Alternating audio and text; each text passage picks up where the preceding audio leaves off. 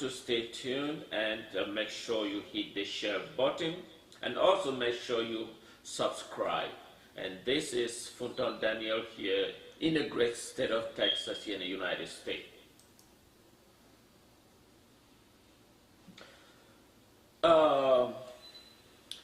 Today I am going to talk about Southern Cameroon.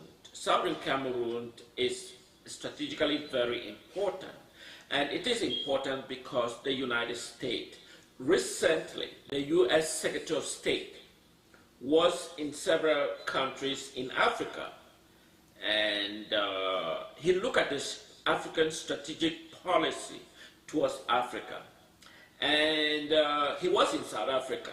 And the problem we have is that there are citizens originally from Southern Cameroon territory, not only Southern Cameroon, but other part of Africa as a whole. United States play a key role, strategic policy towards Africa and the rest of the world combined. Make no mistakes that while there are other citizens of different countries that are also here in the United States watching United States foreign policy, you can totally separate those citizens here in the United States from the policy, the strategic policy, whichever been implemented, whatever it is. Southern Cameroon is clear an example. With regard to the U.S. policy, we have the U.S. Secretary of State, we have the U.S. Ambassador to La Republique du Cameroun, we have U.S. Permanent Representative at the United Nations, we have U.S. Africa Undersecretary for African Affairs. Southern Cameroon in particular is a very, very strategic important. It doesn't matter whether there are just few persons in Southern Cameroon, or there are just 2 persons, or there are 3, but it's strategically important that United States need to look at what is the problems. But before I dive or I talk about this strategic policy, I want to first of all bring this attention.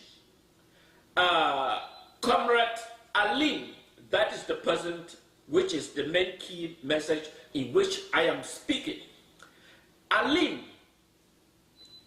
Kalim was adopted from his home in Southern Cameroon by the military of La Republique du Cameroun.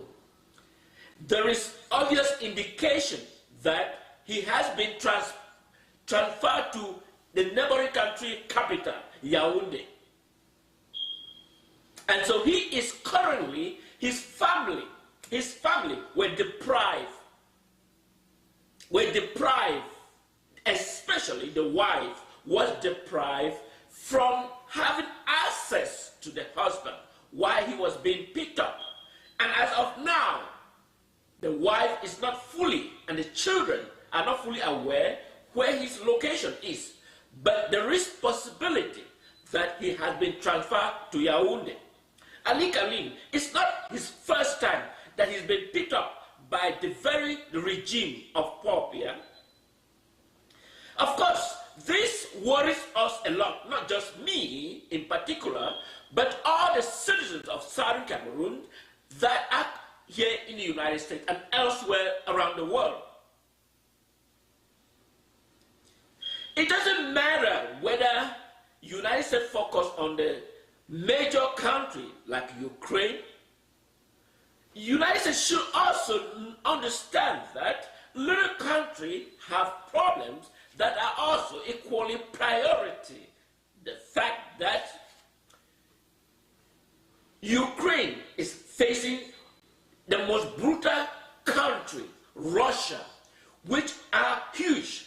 Yes, but in regard to the foreign policy of the United States, understand that other small countries have problems that will require attention of the United States. The United States has a military defense, both in every strategic area that someone can be assigned to look into closely. What is the problem? Is it within the reach of the United States? And what can the United States do? United States is asking France, which has a stake in La Republique du Cameroun, to negotiate and on what capacity. There is already a bias between having a former colonial masters to mediate on behalf of the another country. United States would be a more better preference of a country to mediate on the Southern Cameroon question.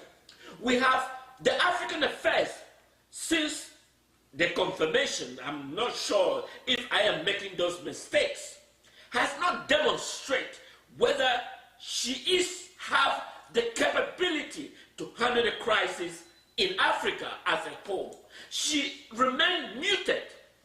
She remained muted since she was finally confirmed, because it's a big strategic position of the high level of the United States government for African affairs. So it required confirmations by the US Senate. Of course, she was confirmed.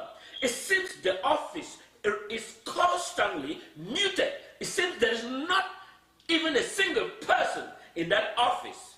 And this is worrisome, not only for Africa that are looking for leadership of the United States and seeing that office closely muted. But anyway, Southern Cameroon is not, for those who are watching me in this live broadcast, there is a great distinction between the Southern Cameroon questions and any other country, any other trouble spot in Africa. I want to talk, but I don't mean to be offended to the Biafran case. It's different. The Biafran case, it doesn't matter whether they have a problem or not. They can have problems. Those problems can be addressed at any level of the United Nations. But Southern Cameroon questions is not unanimously the same as the Biafran questions. I hope I make my point clear. The Southern Cameroon question is not unanimously the same as the Biafran questions. And so therefore, I try to separate between oranges and apples, even though they are all fruits, but they are not significantly the same. Pineapples, they all called fruit, but they're not unanimously the same. So the Southern Cameroon questions, which in fact was the top priority of the US Secretary of State, in his confirmation hearing, he demonstrated his ability to handle the crisis as soon as he was confirmed. I understand that within the State Department, there's a lot of issues going around the world, Russia and the Ukraine, the other cases in Europe. You saw what happened. We saw what happened when the U.S. Speaker of the House, the U.S. sent a strong, powerful military response because of the threat posed by China. In regard, the Taiwan case is almost identical to the Southern Cameroon questions. And this was a problem created by the United Kingdom, even though they remain silent, as though they are not aware of the key fact that they have created. Of course, United Kingdom did not expect that the people of that they have lived together in one umbrella, in one fashion, education system, structure, the rule of law, and expect them to join the opponent and be able to live together in harmony. If a wife here in the United States understand that he has been living with a husband for a length of time, and finally they disagree, they have the right to file for divorce and separate. And the United States law recognizes that they can peacefully separate and live and be able to take care of their children. If that is applicable, then it should be able to applicable to the Southern Cameroon territory.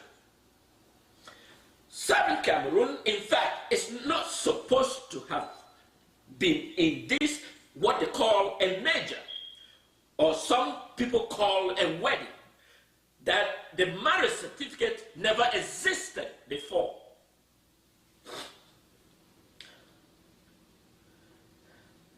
This relationship between the people of Southern Cameroon and La Republique du Cameroun is not workable. It's not. And the people of Southern Cameroon cannot live together. And that is a